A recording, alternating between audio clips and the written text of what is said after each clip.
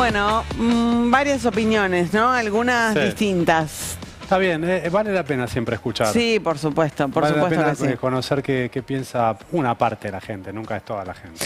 Vamos a hablar un poquito de la situación económica, mirando, recién hablábamos de los trabajadores del Estado, de la resistencia a la reforma laboral. Vamos a hablar ahora un poco de producción. Está con nosotros José Ignacio de Mendiguren, ex ministro de Producción, empresario. ¿Cómo estás? Bienvenido, Vasco. Muy bien en lo personal y bueno, y por el sector, preocupado. Recién decíamos, compartíamos una declaración que hizo más temprano Gustavo Weiss acá en el Destape, hablando de la cantidad de la destrucción de puestos de trabajo en puntualmente la construcción. Yo decía, faltan, ¿no?, esas voces de las cámaras empresarias que defiendan un poco a su sector en medio de toda la situación. Comparto. Yo fui 2 veces presidente de la Unión Industrial Argentina, fui secretario un montón de veces también. Y cada vez que me tocó presidirla, fíjate qué época, ¿no? 2001, qué época después, cuando 2011, perdón. Y las 2 veces, a mí lo que más me preocupó es la comunicación de la industria con la gente. Porque la batalla cultural, supongan ustedes, la Argentina, los sectores que agregan valor, los sectores que generan desarrollo económico, son combatidos por el neoliberalismo. ¿Cómo es el mecanismo?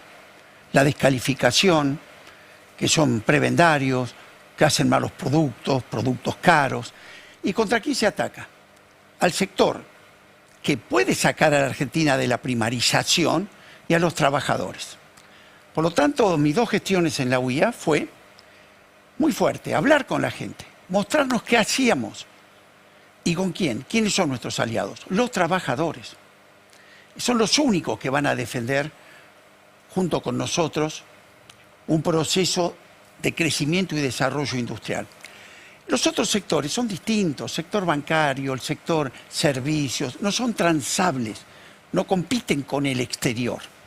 Entonces sus mismos sindicatos no han vivido esto. Claro. Yo con mi sindicato, el textil, el metalúrgico, somos absolutamente complementarios y socios, porque nuestro enemigo es el subdesarrollo. Si no se entiende esta pelea de fondo, yo soy desarrollista de naturaleza, por naturaleza, Frondizi hablaba de la batalla por el desarrollo.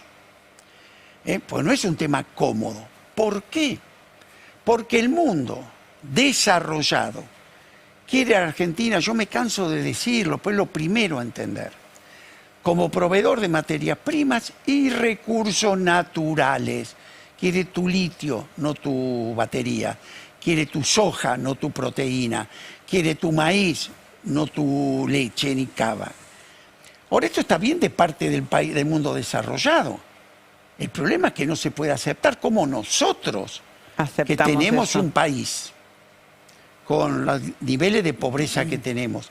Un país que no logra, vendiéndole al mundo lo que vale poco, juntarte con los dólares necesarios para tener una política macroeconómica equilibrada.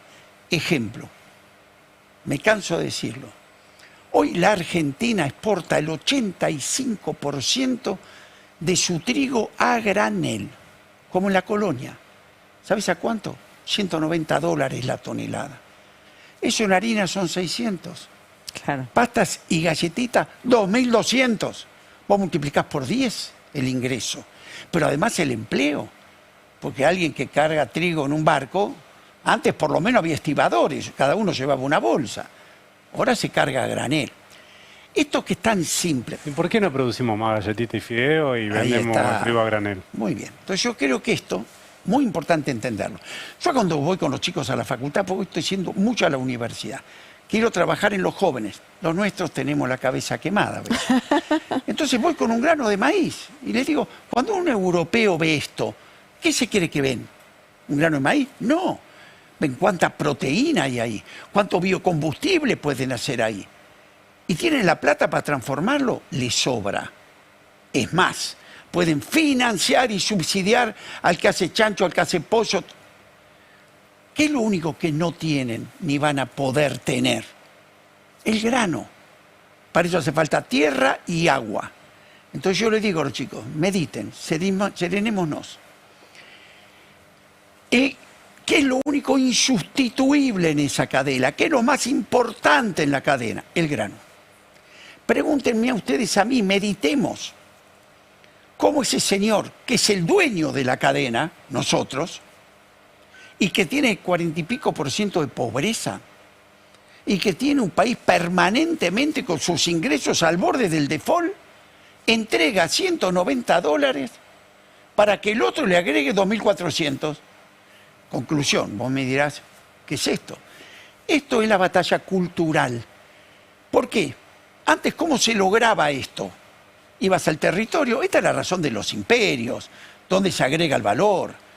Entonces, antes que ibas al territorio con los ejércitos. Te llevaba la lana y te mandaban los casimires. El valor se agregaba ahí. Miren África, sigue igual. Conclusión. Ya con los ejércitos no se va más. Hoy, ¿cómo es la penetración cultural? Te bancan. ¿Quién banca todas las entidades que hablan del mercado? Y ninguno habla de esto, del desarrollo. También nosotros, la política se confunde y entran esos debates, pelearnos entre nosotros, en vez de concentrarnos donde concretamente podemos multiplicar nuestro ingreso y podemos generar un empleo calificado. Bueno, esto que nos pasó con el agro, por eso vamos a advertir el hoy, que es una política primarizada, insisto, hoy la Argentina le exporta maíz a Brasil. Y McDonald's importa los nuggets de pollo de Brasil con maíz argentino. Le están mandando el maíz a $190 y está trayendo un nugget de pollo a $4.100. ¿Pero qué te pasa? ¿No nos damos cuenta que hay algo que no tiene nada que ver con la producción, con un industrial argentino que vamos a hacer un nugget de pollo? Tiene que ver con la macroeconomía, con el retraso cambiario. Conclusión, entonces. Hoy fíjense que todo el campo argentino no alimenta a los humanos del mundo, alimenta a los animales del mundo. Le damos de comer a los pollos brasileños, le damos de Chile.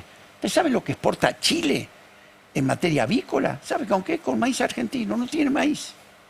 ¿Y por qué somos tan pelotudos? No es pelotudo.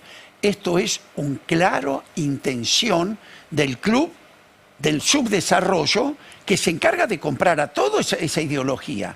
Pero yo lo comprendo a los Kachanowski, a todo lo que, a los experts, a todo lo que le venden los informes a esta gente. Lo que no comprendo es al campo nacional.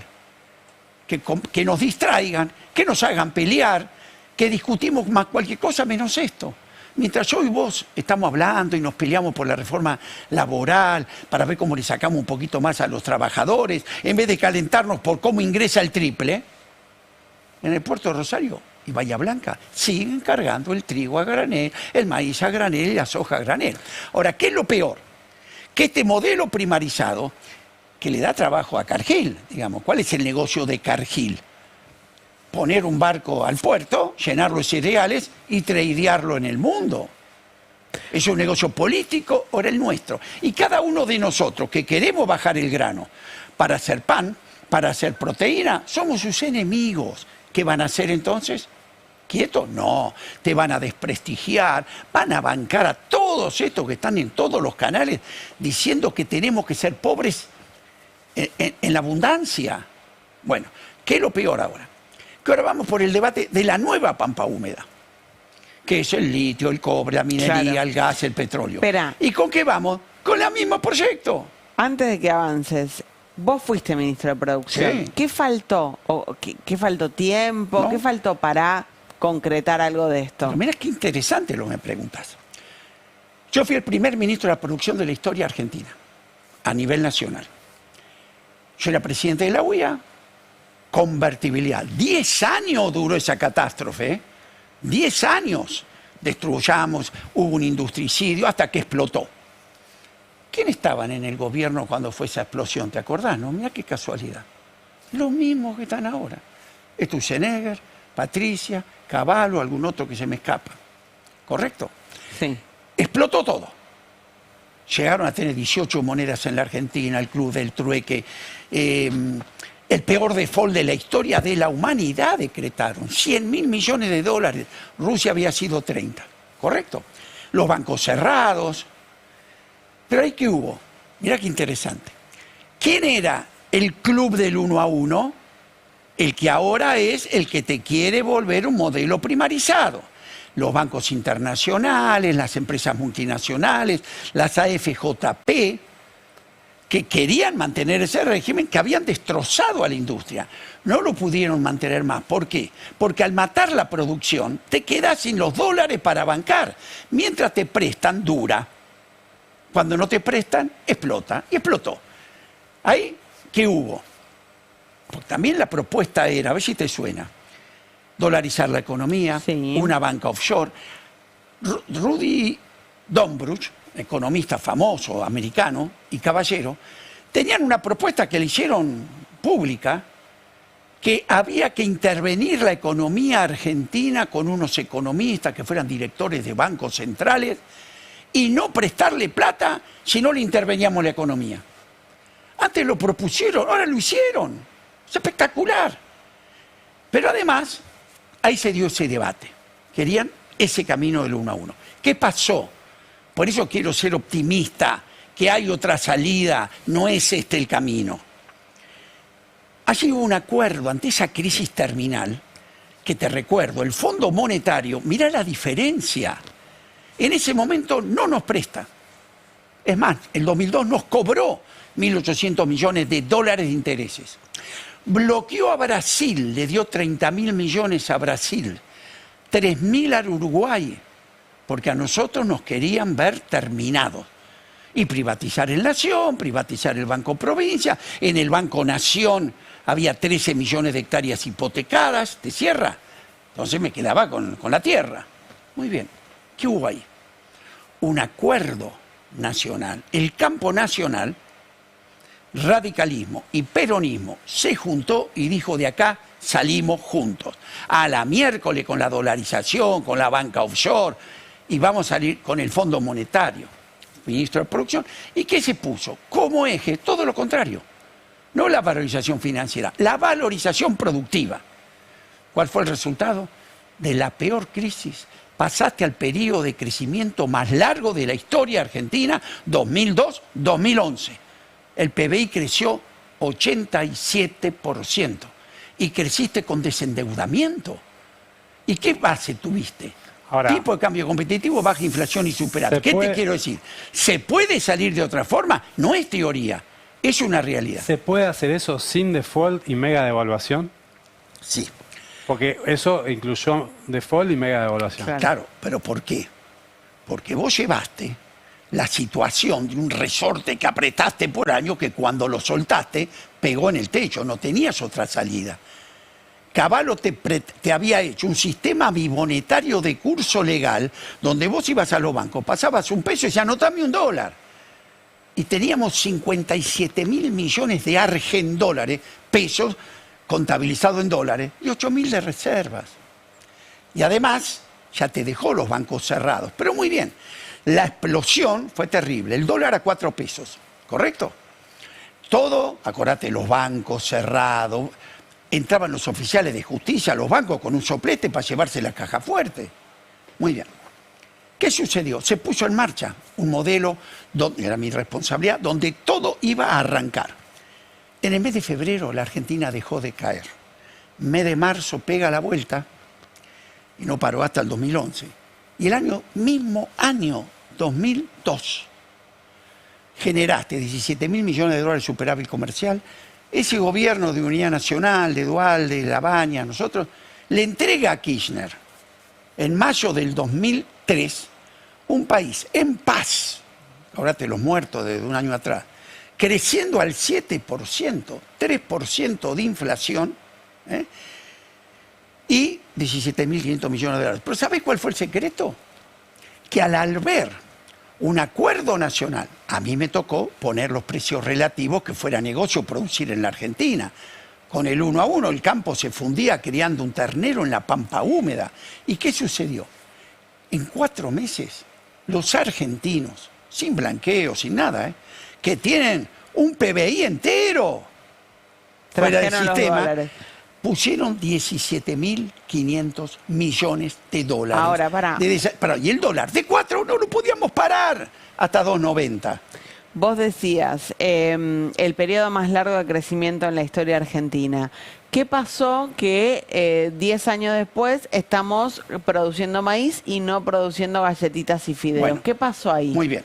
Primero, a partir del 2011 nos equivocamos. Primero, aquel acuerdo que yo tuve mucho que ver en el grupo productivo, juntando a la CGT, juntando a los industriales nacionales, juntando a la Iglesia, Monseñor Primatesta tuvo un rol importantísimo, juntando al Consejo Interuniversitario Nacional, estuvimos juntos, ganamos esa batalla y después nos dispersamos. Y ese tema del tipo de cambio competitivo, baja inflación y superávit, se perdió. Por eso se hablaba de la década ganada. Yo nunca hablé de eso. Dije que hay una década partida.